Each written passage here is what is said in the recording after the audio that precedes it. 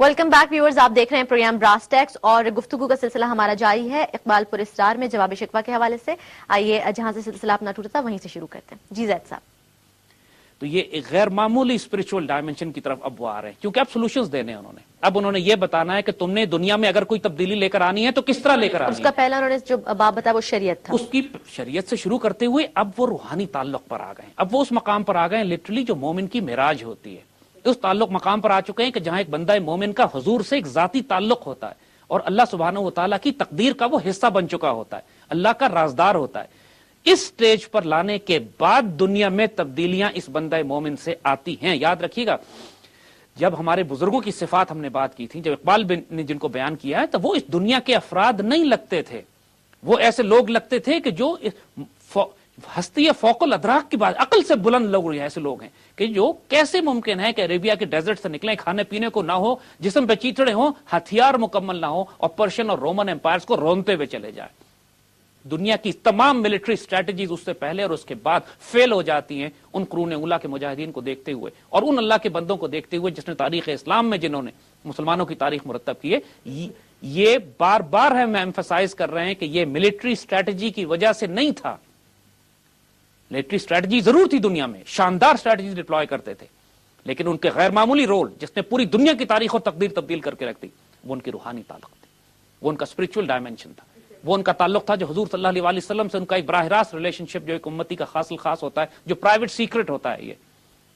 اور اقبال اسی بات کو بھی ایمفسائز کر رہے ہیں. رفعت شان رفعنا ذکر دیکھے قیامت تک جو الم نشرح لک صدرک ورفعنا لک ذکرک کی جو آیتیں آتی ہیں شروع میں، اقبال اسی کا حوالہ دیتے ہوئے کہہ رہے ہیں کہ دیکھو وہ آیتیں نظر آ رہی ہیں تمہیں چاروں طرف، اپنے آپ کو ان آیتوں کے ساتھ ریلیٹ کرو، جوڑو. ہر چیز میں اللہ تعالیٰ کی تجلی نظر آتی ہے. اور حضور کی شان رفعنا لک ذکرک حضور کے حوالے سے صلی اللہ علیہ وسلم. اب یہاں پر آنے کے بعد وہ اسٹریٹجی دے رہے ہیں، ٹیکٹکس دے رہے ہیں، بتا رہے ہیں کہ تم نے اب دنیا میں کام کس طرح کرنا ہے. دیکھیے دو بڑے خوبصورت ڈائمنشنز یہاں پہ اقبال کے سامنے آتے ہیں. ایک طرف وہ عقل کی بات کرتے ہیں، ایک طرف وہ عشق کی بات کرتے ہیں. عقل اور عشق کے ڈائمنشنز کو سمجھنا اب یہاں ہمارے لیے ضروری ہو جاتا ہے. ایک ایک شعر میں ان کے اتنے گہرے راز چھپے ہوئے ہیں کہ جس سے زمین و آسمان تبدیل ہو جاتی ہے اگر انسان کو ان کی ڈائمنشن سمجھ میں آ جائے. عقل ہے تیری سپر، عشق ہے شمشیر تیری، میرے درویش خلافت ہے جہانگیر تیری، ماں سوائے اللہ کے لیے آگ ہے تکبیر تیری، تو مسلمان ہو تو تقدیر ہے تدبیر تیری، کی محمد سے وفا تو نے تو ہم تیرے ہیں، یہ جہاں چیز ہے کیا لوح قلم تیرے ہیں. دیکھیے عقل ہے تیری سپر، عشق ہے شمشیر تیری. دیکھیے اللہ تعالیٰ نے عقل کی حدود متعین کی ہیں. انسان کی جو انٹلیکٹ ہے، جو عقل ہے، اس کا ایک رول ڈیفائن کیا ہے اور عشق کا رول ایک الگ ڈیفائن کیا ہے. دونوں فورسز جو انسان کے وجود میں، انسان کے اندر انٹلیکٹ بھی ہے، انسان میں عشق بھی ہے، انسان میں عقل بھی ہے، انسان میں قلب بھی ہے، اور دونوں کے رول الگ الگ ہیں. انسان جب دنیا کے معاملات اپنے طے کرتا ہے تو عقل استعمال کرتا ہے کہ ہم نے گاڑی کس طرح چلانی ہے، گھر کیسے بنانے ہیں، ڈیفینسو سسٹمز کیسے لگانے ہیں، اپنے نیوکلیئر میسائل پروگرام کو کیسے بنانا ہے، ہم نے اپنے بچوں کو کیسے ریز کرنا ہے، ایجوکیشن سسٹم کیا ہو، اکنامک سسٹم کیا ہو، جوڈیشل سسٹم کیا ہو، یہ فقہ کے معاملات، یہ سب عقل کے معاملات ہیں.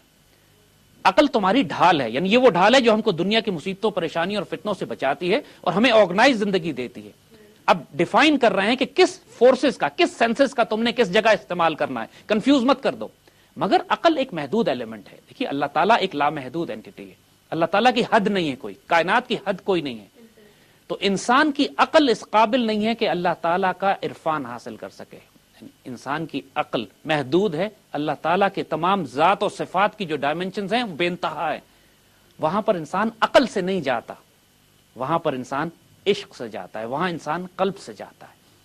اور قلب جب انسان کا ڈیولپ ہوتا ہے، قلب منیب، قلب سلیم اور قلب شہید کے درجات پر جب وہ پہنچتا ہے، عشق اس آگ کو کہتے ہیں، اس جنونیت اور دیوانہ پن کو کہتے ہیں ایک بندے مومن میں، کہ جس کی وجہ سے وہ دنیا میں اپنے معراج اور اپنے مقامات کو حاصل کرتا ہے. عقل اس کو دنیا گزارنے کا طریقہ بتاتی ہے، لیکن آگے بڑھنے کے لیے عقل نہیں، عشق چاہیے.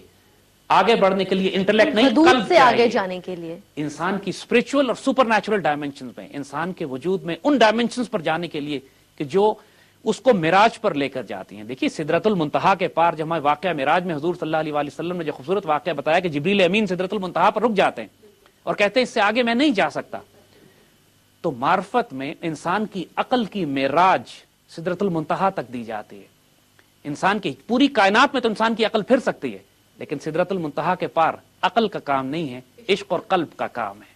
वहां मामलात और शुरू हो जाते हैं। वो जब हम फलसफा खुदी पे आएंगे इकबाल के, जहां इसरार खुदी और रमूज बेखुदी और हकीकत इंसानिया की बात की जाएगी, तो उस वक्त हम डिफाइन करेंगे कि हकीकत इंसानिया है क्या और फलसफा खुदी है क्या। ज़ैद साहब, गुफ्तगू का सिलसिला हम यहीं से जारी रखेंगे। व्यूअर्स, फिलहाल वक्त हुआ चाहता है एक ब्रेक का। ब्रेक के बाद हम दोबारा हाजिर होते हैं।